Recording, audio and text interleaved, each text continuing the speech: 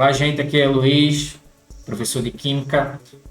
Dando continuidade ao assunto tabela periódica, a gente entra na parte do nome dos elementos, né? Como é que o elemento químico, você descobre o elemento, né? E depois, como é que você vai dar nome a esse elemento? Então, a origem do nome dos elementos pode variar de acordo com uma série de fatores, né? Tem nomes aí que representam a função do elemento, outros nomes são homenagem e vai depender muito de cada um, da época que ele foi descoberto. Então, o nome dos elementos químicos conhecidos desde a antiguidade foram dados arbitrariamente e variam de acordo com a língua, né?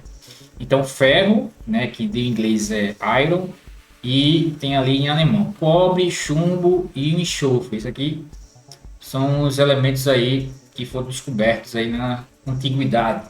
E eles não têm muito significado, né? Normalmente as duas primeiras letras, a maiúscula e a minúscula, elas se referem à tradução ou do latim ou de qualquer outra língua. Normalmente é do latim.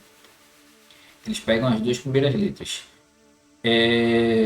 E como a gente já havia falado desde o início, que o elemento químico ele é formado por duas letras, uma maiúscula e uma minúscula, ou simplesmente uma letra, e desde que seja em maiúscula.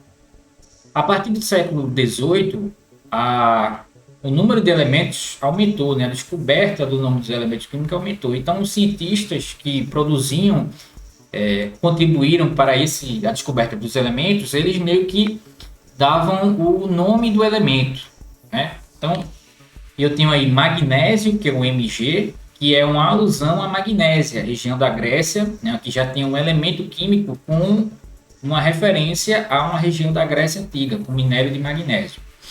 Alumínio, sal de alumínio, tem aqui onde foi descoberta na marca. O bromo, que é aquele que tem mau cheiro, que aqui tinha na época que ele foi descoberto. Rb, o bídio, que é a cor vermelho escuro.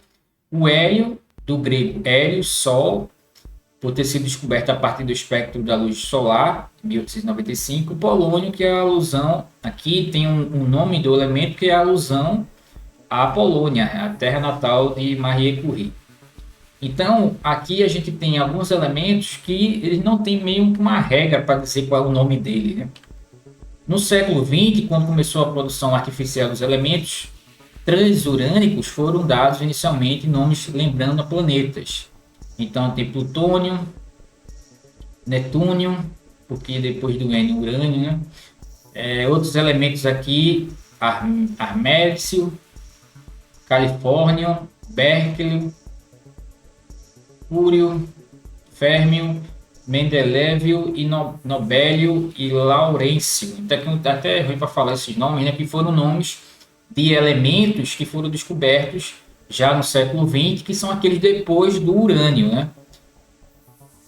Em 1997, a IUPAC, que é dizer assim, aquela instituição que vai organizar o nome dos elementos, eles foram descobertos novos elementos e homenagearam cientistas, né, que meio que contribuíram para a descoberta. Então, eu tenho o Rutherford, né, Rutherford, outros elementos aqui, Roentgen, que é o William Roentgen, e outros aqui que foram descobertos, já na casa dos centésimos, né? Então,